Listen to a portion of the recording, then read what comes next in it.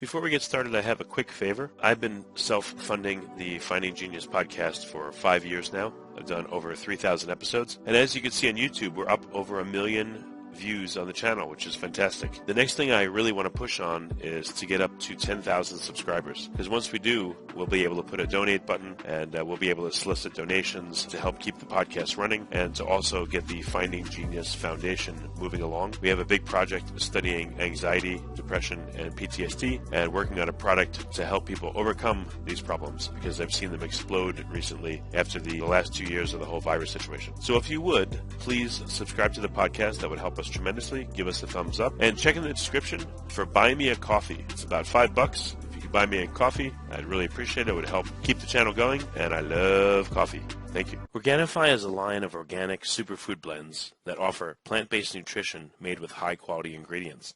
Each Organifi blend is science-backed to craft the most effective doses with ingredients that are organic and free of fillers and contain less than 3 grams of sugar per serving, like Organifi green juice with essential superfoods and a clinical dose of ashwagandha. It helps reduce stress and support healthy cortisol levels. Or Organifi red juice, a superfood punch that increases energy without caffeine and only 2 grams of sugar. Each Organifi blend is easy to use simply by mixing it with water or your favorite beverage while on the go, and they don't compromise quality for taste.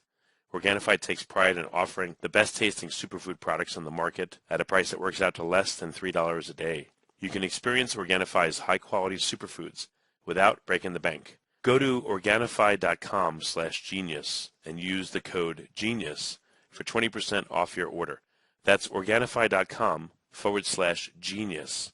Use code GENIUS to get 20% off any item. Remember, www.Organifi.com/genius. Forget frequently asked questions, common sense, common knowledge, or Google. How about advice from a real genius? 95% of people in any profession are good enough to be qualified and licensed. 5% go above and beyond. They become very good at what they do, but only 0.1% are real geniuses. Richard Jacobs has made it his life's mission to find them for you. He hunts down and interviews geniuses in every field: sleep science, cancer, stem cells, ketogenic diets, and more. Here come the geniuses. This is the Finding Genius Podcast with Richard Jacobs. Before we get started, I have a quick favor. I've been self-funding the Finding Genius podcast for 5 years now. I've done over 3,000 episodes. And as you can see on YouTube, we're up over 1 million views on the channel, which is fantastic. The next thing I really want to push on is to get up to 10,000 subscribers. Because once we do, we'll be able to put a donate button and we'll be able to solicit donations to help keep the podcast running and to also get the Finding Genius Foundation moving along. We have a big project studying anxiety, depression, and PTSD and working on a product to help people overcome these problems because I've seen them explode recently after the last 2 years of the whole virus situation. So if you would, please subscribe to the podcast. That would help us tremendously. Give us a thumbs up and check in the description for Buy Me a Coffee. It's about $5. If you could buy me a coffee, I'd really appreciate it. It would help keep the channel going, and I love coffee. Thank you. Hello, this is Richard Jacobs with the Finding Genius podcast, now part of the Finding Genius Foundation. I've got a really, really cool guest, Andrew Henderson. He's the founder of Nomad Capitalist, and I watched several dozen of his videos on YouTube. He talks about how people need to go where they are treated best. That can mean many things, but his company helps people get second citizenships, citizenship by investment, golden visas. He has a lot of knowledge about, the various countries of the world and what are the entry requirements, the residency requirements, the citizenship requirements, and everything. So it's a really great resource on YouTube. I highly recommend the channel. It's been really interesting for me, and I'm glad to have him. So, Andrew, thanks for coming. It's my pleasure. Yeah. Well, if you would, for listeners that don't know you, can you give a brief background and how you got to where you're at today? I started off in Cleveland, Ohio, and had a lot of friends growing up who were convinced they had to stay in Cleveland, Ohio, because that's where their families were. And, it's one of those places people support the home team, Cleveland Browns, the American football team. I mean, I think they went like 0 1 year. I mean, that's a losing team for as long as I've been around, but people support the home team. And so I had all these friends who were like, hey, I got to stick around. It's my job to take care of my parents. Like, I'm part of the community. And the community never really worked I didn't really feel maybe that connection as I got older. And so what my father said, almost by happenstance when I was about 12 years old, was, listen, you don't have to stay here and take care of us because we're going to take care of ourselves. You shouldn't feel compelled to stay in the same city, the same U.S. state, even the same country for that matter. You should go where you're treated best. And the idea was, he is a business guy, saw that the U.S. was heading in the wrong direction. He said, you know what, maybe you don't want to stay here. Maybe you want to explore some better opportunities. Certainly Ohio and certainly Cleveland had been trending in the wrong direction. These kind of this Rust Belt places, I mean, they've been trending in the wrong direction. And so he just said, listen, if you don't want to stay here because you want to be in business, you want to be successful, don't worry about us. You should take care of yourself. And that's kind of been very powerful. It's allowed me to go out, and when I became a young adult, I had a business in the U.S., invested in and started in a couple of businesses, but I started traveling. And I traveled to over 100 countries at this point and saw that there are differences, saw that there are opportunities, saw that there are benefits, saw that there's healthier food, better social opportunities, lower taxes, higher interest rates. Whatever it is that you are looking for, you can find that somewhere else. And that's very much defined my philosophy. And I went back and thought, go where you're treated best. Yeah, the United States is not where I'm treated best financially. It's not where I'm treated best socially. It's not where I'm treated best in many ways. And so I've gone on this expedition of finding the places. Yeah, and I know what you mean. I mean, I felt guilt about not staying in, I grew up in New York, and I felt guilt about not being there. But, things started to really just go downhill, and I left there, and I live in Texas now, which is a bit better. But I understand your thinking. Again, if your own country and all that's not good to you, and you've traveled and there's places that are better and you like them, then why not go? But I know it's scary for a lot of people, and there's a lot of, I guess, emotional baggage about their country where they don't want to leave it. I think that those of us who are business owners, entrepreneurs, investors, perhaps fancy ourselves as more libertarian, more self-sufficient, have this idea that somehow we're immune to politics and to politicians. A lot of people stick around in the U.S., for example, they want to improve the system. Listen, you improved the system in numerous times. They lowered your tax rates from 39 to 35%. They didn't really fix the problem. You could have just moved somewhere and paid 0%, 5%, 10%. You can choose your rate. But I think, people are thinking, well, they buy into the propaganda of like, ask not what your country can do for you, ask what you can do for your country. Like, people allow that to have more influence on them. They would like to admit, I think, where they still believe like my country's the best. How many people do I talk to around the world where they're confident their country's the best? They can't all be the best. Now, we can rephrase that and say, well, it's where I feel the most comfortable, which now brings up the issue of, okay, why are you comfortable there, and could you be comfortable somewhere else? But the idea that there's nowhere better, and then you talk to where have you gone? It's like I'm sitting next to the woman on the plane 15 years ago. Where are you going? Flying into Newark. I'm going to Oslo. Oh, that's the one in Pennsylvania. She doesn't get an opinion on which countries are the best. I'm sorry, but her opinion is excluded, right? She doesn't know what Oslo. I think Oslo is Pennsylvania. So I think rephrasing this, acknowledging that we're all subject to kind of marketing that our country has put out there, and then kind of rephrasing what comes from that is powerful. What were some of the points in your journey where even you had trepidation? You were like, I feel like I'm taking a big step here. I think that's the joke, is that I probably had all the trepidation over the course of the years. I mean, I remember back many, many, many years ago when I was just starting out in business, and I got something like I was always looking for the highest interest rate savings accounts. And I found, here's one like double the interest rate. And then I go, it's like, it's in some Caribbean island. I'm like, oh, yeah, I'm not going to do that. So I think I've had all the kind of suspicions that people had. But, what I've learned being an entrepreneur and growing a business, and, you don't grow a business numerous times, but currently you don't grow a business from zero to, multi-eight figures in revenue by just, not learning anything along the way, not taking risks. And so eventually I said, like, listen, I'm just going to go and I'm going to open an account somewhere with like $1,000. And you know what? If I lose $1,000, so be it. And that $1,000 is still sitting there. Added more to it over the years, but that $1,000 is still there. By the way, you can't get that account anymore because that bank no longer wants non-residents. But they let me, and many others like me, I guess, keep the account. So, I mean, every single thing I've done, I had to start small to feel comfortable, whether it was buying real estate, opening a bank account. I mean, doing, I think everything, right? The first passport, you're like, And I think it's always, there's expense involved in this industry. It costs money. Plane tickets and citizenship costs and whatever it is, you always ask, is it worth it? What I can say now looking back is I don't regret any of it, because I've created basically this bastion of freedom for myself where no matter what happens in the world, I have places to go. I believe my money is protected. I have a better lifestyle than ever. But I think I'm just like anyone else. I had the same fears going in, and it just took saying, I'm going to overcome it the same way you did in your business. You had a fear of hiring the first person. You just had to do it. Yeah, no, that's true. It's like podcasting. You may be afraid to talk to somebody, but after you do it for a while, you're not afraid anymore. I think it's the same as anything. Yeah, very good. So if we look at a whole year, like what is your life like? Like how much time do you spend in different countries, and where do you go right now? Like what does your schedule look like, let's say, for a whole year?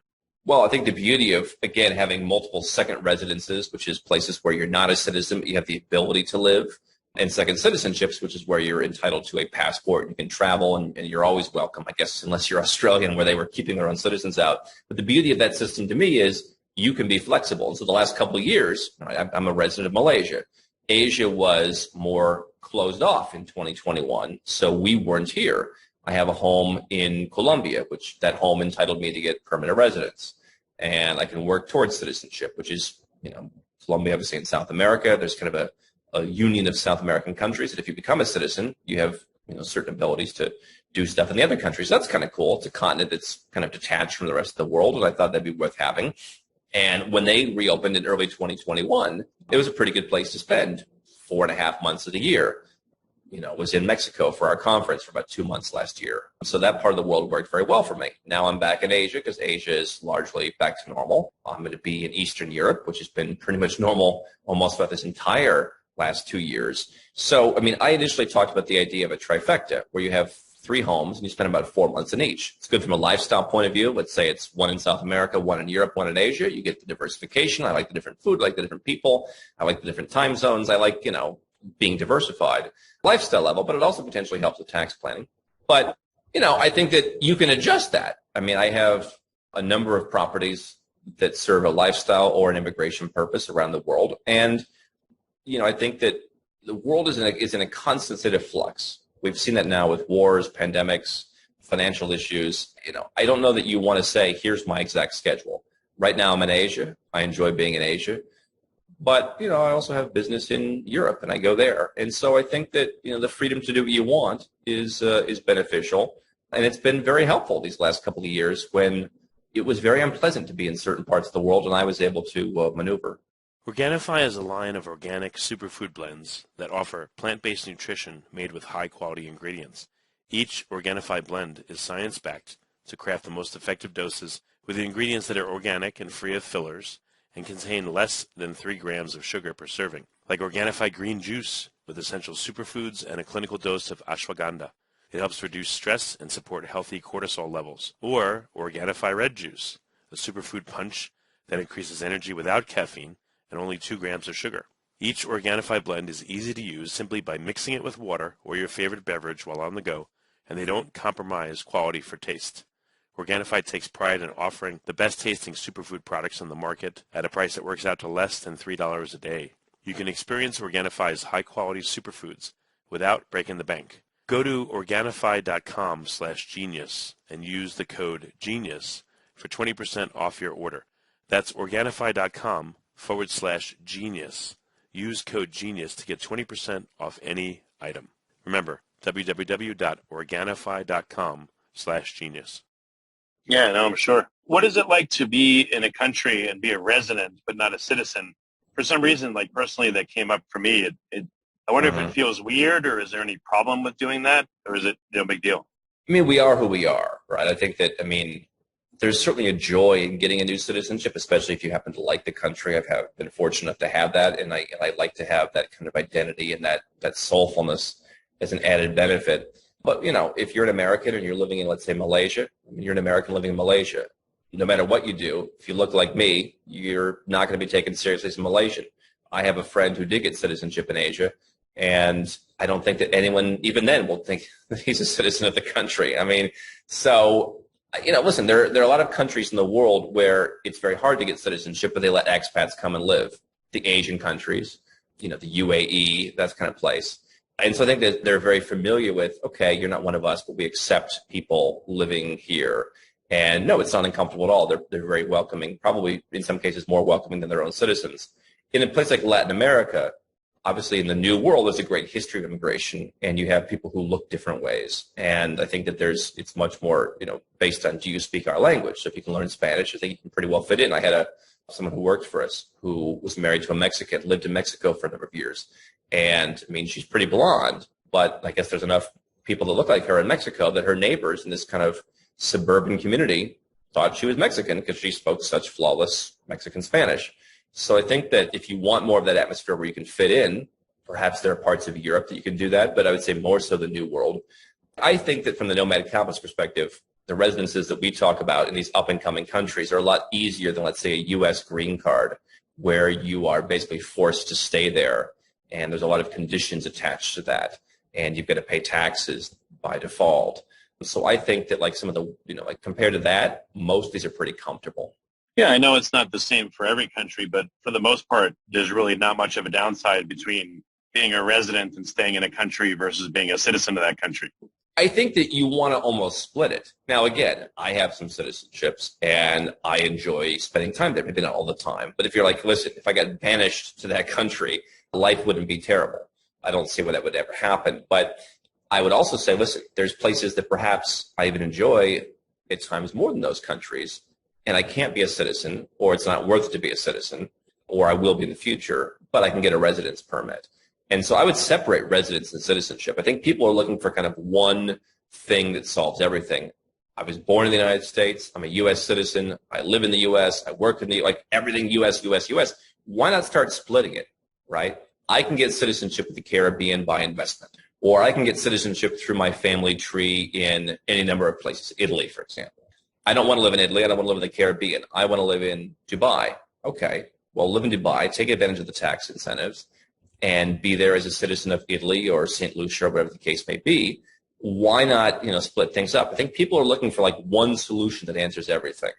A good citizenship may not be the place that you want to live. Yeah, you did a video or two about, I think you call it the sandwich. Would you mind going over that? The three different facets of, your existence? The sandwich, the global citizen sandwich was not about citizenship. It was about finances and the idea of, again, diversify. So let's just take Southeast Asia, for example, or Asia in general. Southeast Asia being the most accessible on pretty much every front. So in the middle layer, the meat of the sandwich is where you're going to live. And so I've said, for me, it's Malaysia. I love Malaysia. I was just in Bangkok, and so that could be a place. There is a great expat culture there. There's a lot of international stuff happening there. You could pick either one of those. Both of those are pretty livable. You're going to miss out on a few creature comforts of a place like the U.S., and you're probably going to add some creature comforts. You're going to have better taxes. You're going to have a more interesting life.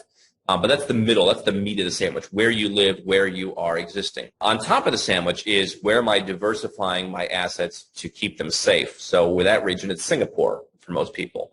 And so I'm not saying that Malaysian or Thai banks aren't safe. I don't think it's been a Malaysian bank failure like ever. But Singapore is the big place where they have lots of investments, lots of opportunities. You can pretty much do anything. It's a global financial center. So that's going to be where I'm going to park my assets. Maybe I'll have a brokerage account there. I'm going to manage the assets I want to keep and preserve. And then the other side of the sandwich bread is the more adventurous investments where I'm going to make my growth investments in, let's say, Cambodia. I believe it continues to be a great opportunity. They had a recession in 2020, as did the rest of the world, but otherwise there's been no recession for 30 years. So for growth capital that's more exotic, I'm going to go that way. So I'm in the middle. I don't often like to be in the middle, but in this case, I'm in the middle. I don't want to go to Singapore and buy a $10 million apartment and pay $2 million in taxes for the privilege and fritter that away. I don't necessarily want to be in this business hub. I don't need to be there. I don't have a job. I don't need to be there. It just doesn't appeal to me as much. I love the place, but I'd rather be in Malaysia. And it costs me a heck of a lot more, and it's more interesting to me. But I recognize that Singapore is certainly more developed financially. And I also realize I'm not going to invest in Malaysia because they're just, the opportunities for real estate aren't as good for someone in my position. So if I want something that's going to be, faster growth, I'm going down the spectrum to a Cambodia where it's not as developed and there's more opportunities for faster growth. That was what the global citizenship sandwich is about.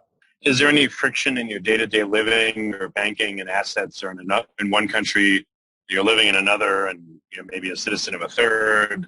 Any, again, daily friction? I've certainly built an infrastructure around me, and I have a company that does this. So I have people who, they help people open bank accounts and do all that, and they occasionally help me. I'll just, give you an example. A week or two ago, I get an email from a bank in Serbia saying, hey, we need to fill out this new form. And I had to have someone on my team from Serbia call them. And it was resolved in like 5 minutes. But like as a former U.S. citizen, people don't understand that, especially in places like Eastern Europe, because a lot of them want U.S. citizenship. That's like the holy grail for them. And they just can't imagine. Like people can't imagine things they wouldn't do. So they're like, no, but you're a U.S. citizen. You need to fill out this tax form for U.S. citizens. And I'm like, no, I'm not. And so, I mean, that's a once in a while occasion. But generally speaking, I mean, I banked in the United States, and I can't say I had tremendous issues, but I really haven't faced any of the difficulties that I would have faced in the U.S. No, I think that when I was more nomadic, certainly being nomadic these days could be a bit more complicated. You know, Mexico, for example, people used to live in Mexico on 180-day tourist visas. Now people are going and getting a month. And so if you're planning around the 180 and you're getting a month because they're trying to crack down on tourist overstays, that can be more difficult. But for someone who has residences and citizenships and their finances are organized, listen, occasionally I hooked up with something. I had a bank in Liechtenstein. They sucked. I had to send the president of the bank a letter. I said, can you just close my account? And the next day my funds were back in Singapore. So when there's friction, you just get rid of it. But generally speaking, no. Oh, good. Okay. And then, it seems like the news in the U.S., it seems to paint every other country as a dangerous, oh, yeah, shithole you shouldn't live in. But what's the reality as you've traveled? What have you seen? Well, there's two standards to what's safe. And by the way, I mean, safe for what, right? I was in Barcelona a couple months ago. I didn't wear my watch out because I know numerous clients who they've had these watch thief gangs that come up and take their nice watch. I mean, I don't know that I'm afraid of being killed in Barcelona, but I'm certainly afraid of being robbed. And so, I mean, there's that. I mean, if we're talking about physical safety, if you look at the statistics, Eastern Europe, countries that we've talked about like Serbia, Georgia, Armenia, certainly the UAE and some of the Gulf countries, those are pretty darn safe. Let's look at the murder statistics. The U.S. is like the 59th, I think, highest murder rate in the world. It's, Malaysia's a third of that. Georgia's a sixth of that. The UAE is like 1 quadrillionth of that or something. I mean, I think what people do is they live in the U.S., let's say, and they live in a suburb. They live in some suburb of Dallas, for example. You're in Texas. And they're like, oh, it's pretty safe here. And then they imagine like, well, if I moved to Colombia or if I moved to Mexico, where a lot of Americans have been going for personal freedom the last couple of years, I'm going to live in the nastiest, most disgusting neighborhood, like the ghetto. It's like, no, you're not. You're going to go to Mexico. You can live in Lomas. You can live in Polanco, and you'll be fine. The same way you're fine now. But we have this idea where it's like we rely on anecdotes where we live. Oh, nobody's killed me in my suburb yet. And then we use statistics everywhere else. The statistics, I mean, sure, there are more dangerous countries. Statistically speaking, Colombia, Mexico are more dangerous than the U.S. for murders. Is that going to impact you living in a suburban atmosphere?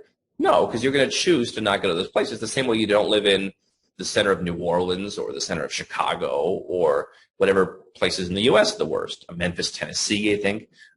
So you wouldn't live there. So why would you live somewhere there? So I just think that we need to have a level playing field for, let's look at the stats and let's acknowledge that most of the countries that we talk about, 3/4 of the countries in the world essentially are safer than the U.S.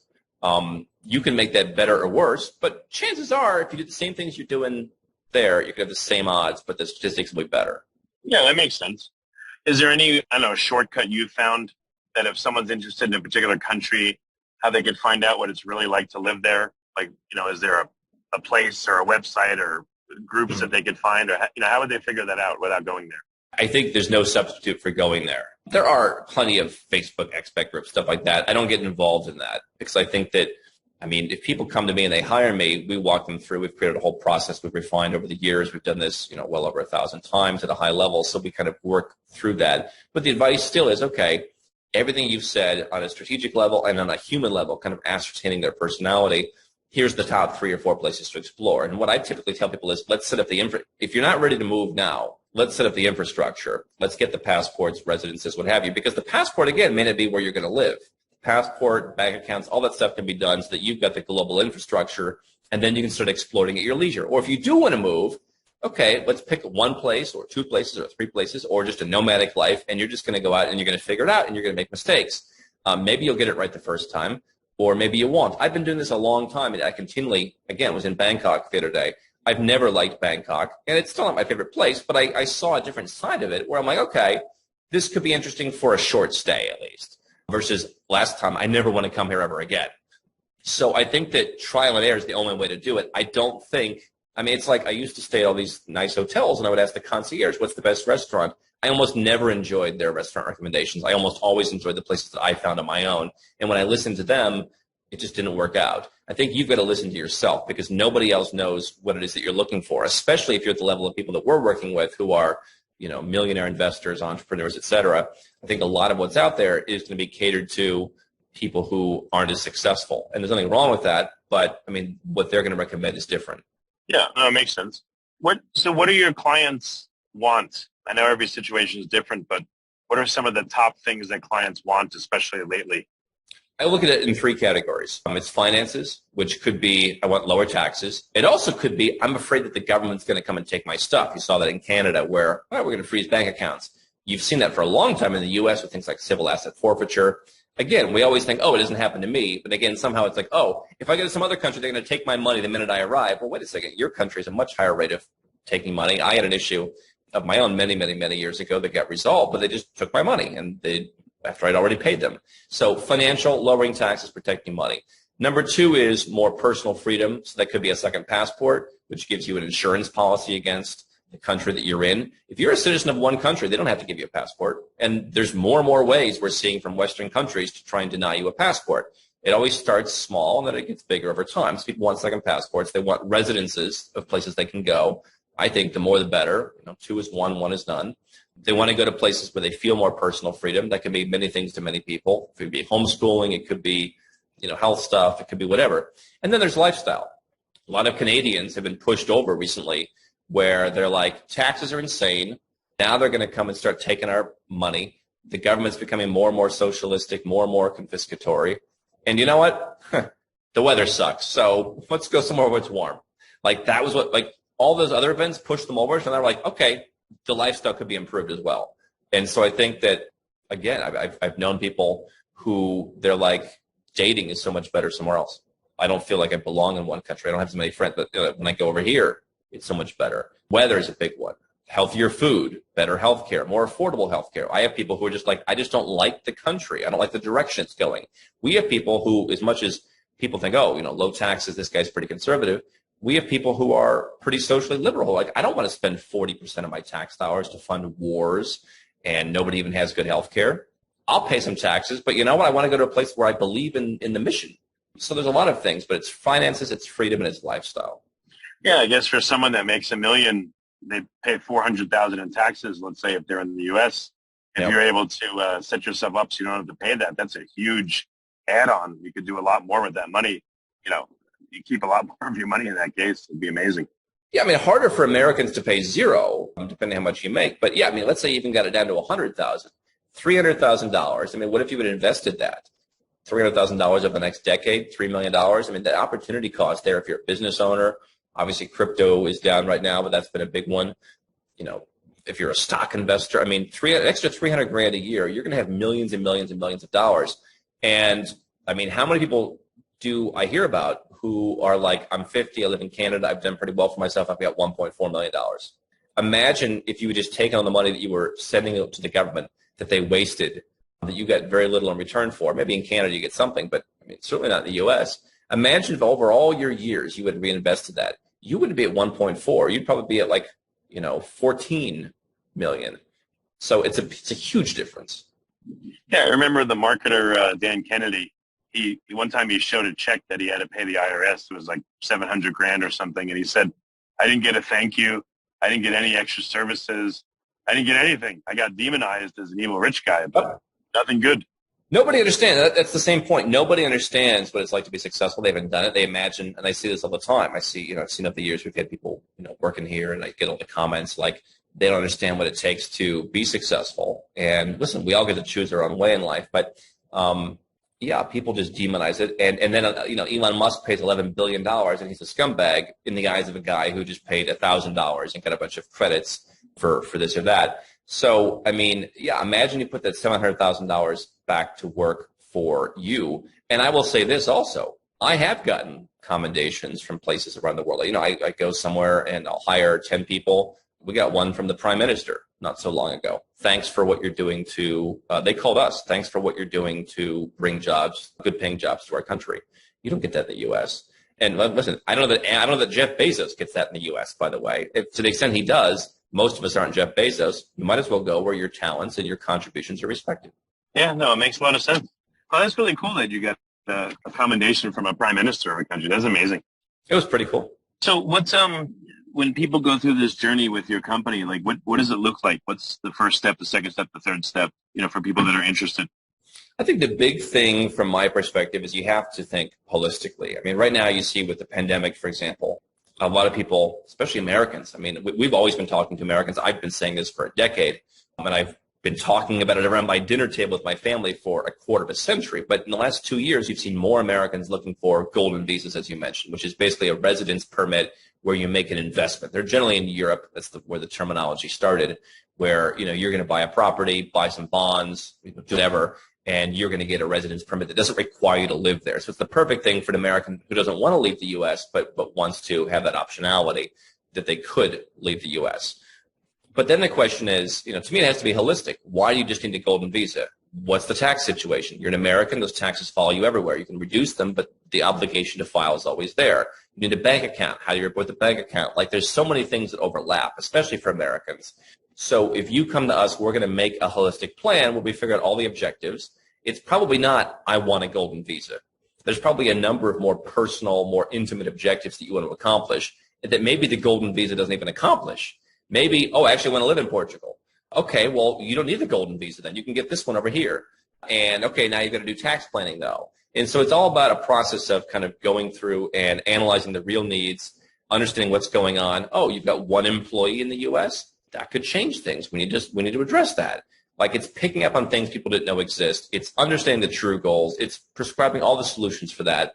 It's understanding, like, let's not overpay for things we don't need. Let's not get into, like, again, I need Malta citizenship, which is an EU citizenship that costs about $1 million in 18 months. You don't need that to live in Europe. You can get the cheaper citizenship and then get the residence permit in Europe. And so it's just walking people through that. And then once they do that, we execute that. And, I mean, we've done this enough. And I had to train people initially, like, here's how this stuff should work. But yet, when you go overseas, obviously not everything works as well as, or as you would imagine it, right, in your home country. So you want someone who can kind of implement that and kind of be the mediator between the two parties and make sure everything is executed cleanly, because the person in Portugal doesn't know about your U.S. taxes. Are you going to negotiate between the Portugal lawyer and the U.S. tax guy and the bank? It's a pain. So it's planning and then execution from a holistic perspective, because I see a lot of kind of basic mistakes where people are wasting hundreds of thousands of dollars, even millions of dollars sometimes, kind of thinking one size fits all, because that's what everyone else sells is get your golden visa. Yeah, and then what, right? Let's solve a problem rather than collect shiny baubles. That's my perspective. Yeah, actually, I was going to ask you, is there a Guinness Book of Records, like, person in the world with the most number of citizenships or passports? There's been a story banded around, and I know one of the guys who I think had worked with him at one point. I mean, he had 8. Is that the record? I don't know. I haven't seen that there's a record, but I know certainly there's somebody with 8. By the way, I mean, I also know someone who was going down. They were on a mission to get all 5 Caribbean citizenships, which you can obtain by investment. You could start the process, collect a whole boatload of documents, and you could get them all in 6, 7, 8 months from today. So there's 5. You can go to Turkey. You can do the same thing with buying a property. There's others. So, I mean, you get to 8, it wouldn't be that difficult. I mean, a lot of them would be redundant, but I think a lot of that guys were somewhat redundant. He had like Belize and Grenada, I think, and Ireland and the UK. I mean, some of them were kind of overlapping. Yeah, I just thought it'd be a funny thing. I'm sure someone's done it. It's a fun thing for them to just keep collecting citizenships, so they keep doing it. I'm sure there's someone out there that does that.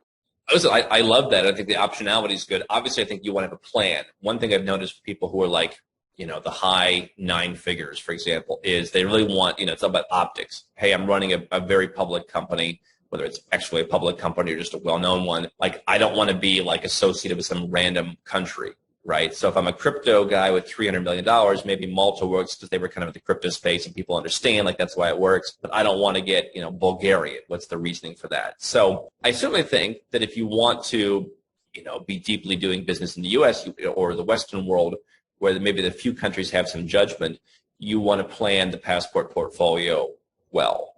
If you're just going to be dealing with the kind of countries that we talk about, I think they're pretty non-judgmental. But yeah, like if you want to get a UK residence permit, you're going to tell them all your passports. And I sometimes wonder, like, why do you have 9 passports? Could be a question. Yeah, makes sense. So how long on average should someone start planning ahead to set up all this infrastructure, as you said? Like, let's say, they're not ready to move now. Maybe they have teenage children. They're waiting for them to be 18. Like, how long ahead of time should people start this process to do it? Well, I had that just recently where someone waited for the kids to turn 18, and then the citizenship that they wanted only worked on minor children. So in that case, they missed out, and the kids weren't able to be added to their particular citizenship choice. There's plenty of citizenships you can add kids onto, whether it's by descent through your family tree or whether it's by investment, but this particular program wouldn't work. I always think, if it's a concern, do it now. I very strongly believe in go where you're treated best, but I also believe if you're just like, listen, this guy's an idiot, I'm just living in the U.S. It's the best country in the world. We got everything. We got shootings. We got food shortages. We got high taxes.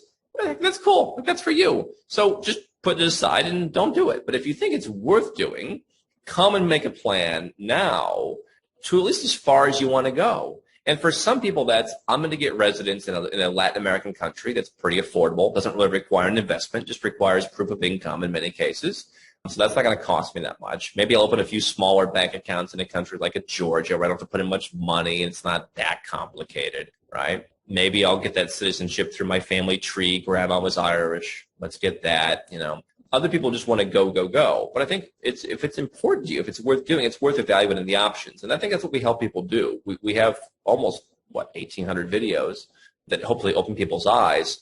But, people come, we're often still clearing up misconceptions about you don't need to spend $300,000 for that. You can do it for practically free, right? And that's the benefit of an unbiased advisor. But I think if you're going to do anything, you should just do it. You should commit to some level, right? If you're going to start a business, you don't have to build Amazon tomorrow, but you should start and you should get the organic progress moving. It's really no different in my mind as an entrepreneur from building a business.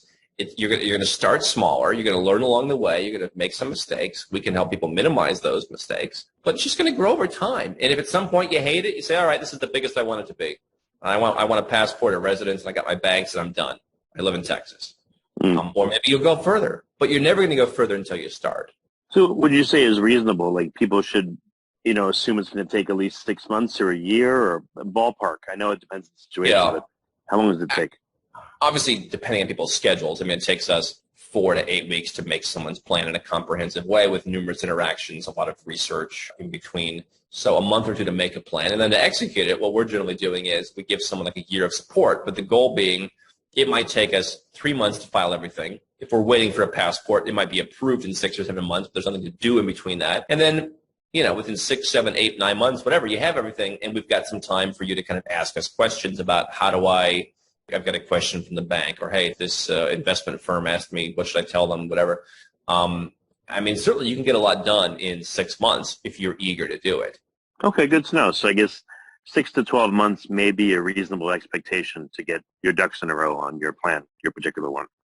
I really firmly believe in the plan, right? It's too many people are doing ready, fire, aim. And listen, is that a sales pitch? I guess it is, but it's what I happen to believe. I'm a consumer of this business. I continue to be a consumer of this business. I continue to be frustrated trying new things that we then don't offer to the clients because they suck. And that keeps me grounded to remember why we do it this way, right?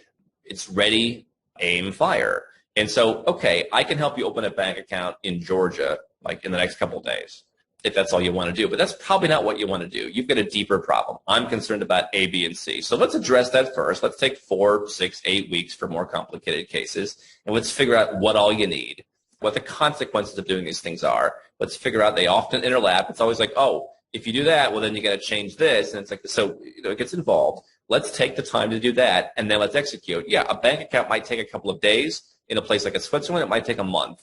Whereas some residence permits, you got to go to the embassy. What's the waiting time? So everything's different. You can get some stuff done in a day, and some stuff will take you, 6 months to a year. Again, nobody's coming to us for one thing. It has to evolve over time. You talk about nuance. So I remember in one video you said citizenship by investment versus donation. One was, I don't know what country it was, but you could either invest like $200,000 to buy a property, or you could just donate it to the government. And at first blush, someone would say, oh, I'll just invest because I've got a property. and you went into the video of, oh, well, it may not be as good as you think, and you may want to do this instead. So I like that you don't just, again, have a set of basic things that you sell to people, but you really customize the plan, it sounds like, to their needs. Yeah, it has to be. I mean, we had a guy, so citizenship by investment in my mind is generally a donation. Let's say you have 5 Caribbean countries that offer citizenship by investment. You can make a donation, 100,000, 130,000, whatever. Family gets passports. There are then fees on top of that, by the way. No one wants to talk about that either. It's what's the cost. Not just the legal fees, but all the different government fees. You've got to get stacks of paperwork. It needs to be stamped and sealed and all that. So, it's not a cheap process, but I think the ROI for many people is good. The return on peace, the RLP is good. But yeah, those programs have like investment options where, buy a $400,000 house. People think, well, it must be like the United States. No, you're buying property on an island that's probably highly illiquid. There's a million islands. The shifting sands of tourism, and they're always shifting, right? And so, by the way, you're also going to, in order to save, let's say, $150,000 donation, you're going to pay a $40,000 processing fee. So now you're really not saving $150, you're saving $110. And then, by the way, we've had cases where the person wanted to do that. We talked them into the donation. Then we're like, wait a second, don't you have a mom who was from wherever? We had one case a while ago. The mother was from, I think it was like Trinidad and Tobago or Guyana. There's a couple of different ones. And it's like, well, that's pretty much the same passport. It's in the Caribbean community. Let's just go to the embassy and get that one for free. So it went from, I want to buy a $400,000 beach house that I'll never be able to sell and pay a bunch of fees in the process. And then God knows how I'm going to maintain that because the infrastructure to maintain property there is not nearly as good as what you'd expect in Dallas, to let's just go and get this one for free. Okay, yeah, exactly. If your entire business is you've got lawyers in 5 Caribbean countries and you push passports in the Caribbean, you're not going to tell someone, let's get this one for free, because now you're out of business. Right? Yeah. If you're a lawyer, I'm watching right now as Portugal is having a lot of issues, and the lawyers in Portugal are all in the press like, we think it'll be resolved. Well, of course you think it's resolved, because otherwise you're screwed. For me, it's like, Portugal didn't work, but now we go to the next one. Is there one story that comes to your mind that made you feel really good about what you did? You solved a thorny problem for a family, or just a story that you can remember that, I don't know, maybe encapsulates a lot of the stuff we're talking about? I probably, as a very kind of Protestant entrepreneur, don't take enough satisfaction in the wins. But I can tell you that I think we're conditioned, to the extent I mentioned, we all buy too much into the politicians. We're conditioned because, you're supposed to pay taxes. And, if a guy saves $1 million in taxes a year, there's a thing is that a win?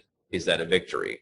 Yeah, you know what? That guy's going to create a lot more jobs. We still have in the back of our head that mindset, is that the same as solving a quote unquote real problem? But especially the last couple of years, people have been really concerned about their countries in the West. It's what I've been talking about around the dinner table for 25 years. But it has felt good because I believe in this. It's a business because I believed in it first, and people started coming and asking for help, and we just developed it. So seeing people open their eyes, being able to meet people in other places, them coming to other places, and seeing kind of their eyes light up and realize, oh my goodness, this is so much better than I thought, about Mexico, we had a dinner in Serbia recently, about wherever. I really enjoy that because I felt that way, and I like sharing that with people. And so that's been really positive. But I think every person that you help, it should feel nice. Yeah, that's excellent. I'm a big believer in efficiency. I crave efficiency in life. It's an obsession of mine. If you said, let's say we've helped people save $1 billion in taxes over our lifetime, or that's how much will be saved. That money is going to be used a lot more efficiently to create jobs and empower people, especially the people who are hiring in emerging countries. That money is going to go a lot further. To me, I enjoy the efficiency of it. Yeah, very cool. So you mentioned, I believe in September, you're having your conference in Mexico City. Can you talk about that for a moment? And then I want to ask you how people can engage with you and contact Nomad Capitalist. So we've brought back our annual conference. It's called Nomad Capitalist Live. We had a great one last year. We sold it out. I think it was a great time. Everyone had a great time. And we share some of the stuff from the research and development playbook. We build on what we do online. We share stuff we don't share online, stuff that's more intimate. And so if you are not at the level to become a client, either because you're not as sure that this is for you or because you're not, in our bracket, Everyone's welcome to come to Nomad Capitalist Live and learn about this stuff and meet people. And the networking is just insane, by the way. People love that the most. But the information is great from people who do this, from people who are literally, we have our finger in so many different countries. So yeah, it's in Mexico City, September 21st through 24th. We have a big speaker to be announced shortly. We've got Adam Carolla, the comedian, who has been railing against California for as long as I've been around, and that'll be fun. We've got Max Kaiser, one of the original Bitcoin guys. We've got George Gammon. We've got a lot of names of people who I think, Doug Casey, who's the original international man, is going to be there, and more to come. And a lot of members of my team who are actually doing this stuff. So it's a great opportunity to meet people, learn stuff, and hear from some great luminaries on these topics. Yeah, and in your videos, you always say, how could you find out more? There are 4 ways. So what are those ways? Yeah, it's been a while. Well, so I wrote a book called Nomad Capitalist. That's kind of the lowest entry point. A lot of successful clients started with the book because it condenses things. You're not going to watch 1,800 videos or read 1,200 blog posts. It condenses things, and it tells stories. For me, this is a human process. Some people, who don't like my approach, they just want like a list of passports, and that's not what it's about. You need to understand the ethos of all this, and I think the book captures that. So the book is a great on-ramp for people. It's $11 or whatever it is on Amazon. You can come to a conference, you can become a client, and we can help people directly put together these plans with a very high touch, using a process that we've refined over the years, working with folks, and we've seen, I think, pretty much all the things that come up from people. What are their concerns? What are the issues? We know how to kind of read people and help guide them in the right direction. And I think it's a very good experience. So you can certainly also watch the free content, and we've put out tons and tons and tons of it. New video every day, blog posts all the time. But I think those are the things, if you want to kind of turbocharge that, are worth checking out. Book, conference, client. Yeah, excellent. Personally, I encourage people that are interested to watch at least 5 or 6 of your videos, maybe 10, because it just, for some reason, maybe I'm slow, but it just took me a little while to get my head around, oh yeah, I could get another passport but not live there, but yet live here and bank there. And at first it seems like alien, and then after a while you're like, oh, okay, I get it. So I would recommend people, again, they watch a bunch of your videos, because they're not just pablum. Like, each one does have really good, interesting stuff in it. And it just takes time, I think, to build this picture in your mind of what to do and why. I always tell my team, if I ever move on from this, next thing is I'm starting like a yoga studio that everything understands, because every single time, we have very specific careers here. We're doing something that I don't think anyone else really does, putting all the pieces together for people. And the training curve here for new people is challenging, right? Because you got to not tax residents, like it's different. The learning curve is kind of steep. So I can imagine if you're watching, it's good to just kind of get the idea. I don't think you're ever going to entirely understand it though until you do it. I think it's just doing begets learning. Yeah, it makes sense. Well, Andrew, is there anything else you wanted to bring up I haven't asked you? Otherwise, we'll close out. Yeah, I think just keep that in mind. Go where you're treated best. Chances are your country is not number one in anything. Maybe it's painful to hear that. Never was for me, but I imagine for some it is. But it's the truth. I'm a believer in truth above pretty much anything else. And your country's not number one in probably anything, let alone everything. Certainly we all know it's not number one in everything. Yes, that includes you. Whatever country you want to tell me, it includes you. And so whether you want to live there or not, whether you want to be patriotic or not, whether it's the place for you or not, at least take some steps to realize there are better places for your money, for your freedom, for your business, for hiring, for whatever. And go where you're treated best in those areas. You can do it as a la carte as you want. At the end of the day, it is just a bunch of a la carte options that work together for me. But, start with something. Start with a bank account. You might have to report it legally on your taxes. I encourage people to stay legal. But go where you're treated best, and that starts with the realizing that no one place is perfect. Excellent. Well, Andrew, thanks so much for coming on the podcast. It was a really great time talking to you. Thank you. My pleasure. Organifi is a line of organic superfood blends that offer plant-based nutrition made with high-quality ingredients. Each Organifi blend is science-backed to craft the most effective doses with ingredients that are organic and free of fillers and contain less than 3 grams of sugar per serving, like Organifi green juice with essential superfoods and a clinical dose of ashwagandha. It helps reduce stress and support healthy cortisol levels. Or Organifi red juice, a superfood punch that increases energy without caffeine and only 2 grams of sugar. Each Organifi blend is easy to use simply by mixing it with water or your favorite beverage while on the go, and they don't compromise quality for taste.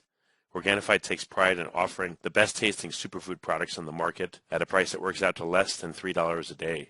You can experience Organifi's high-quality superfoods without breaking the bank. Go to Organifi.com/genius and use the code GENIUS for 20% off your order. That's Organifi.com/genius. Use code GENIUS to get 20% off any item. Remember, www.Organifi.com/genius. You've been listening to the Finding Genius podcast with Richard Jacobs. If you like what you hear, be sure to review and subscribe to the Finding Genius podcast on iTunes or wherever you listen to podcasts. And want to be smarter than everybody else? Become a premium member at findinggeniuspodcast.com. This podcast is for information only. No advice of any kind is being given. Any action you take or don't take as a result of listening is your sole responsibility. Consult professionals when advice is needed.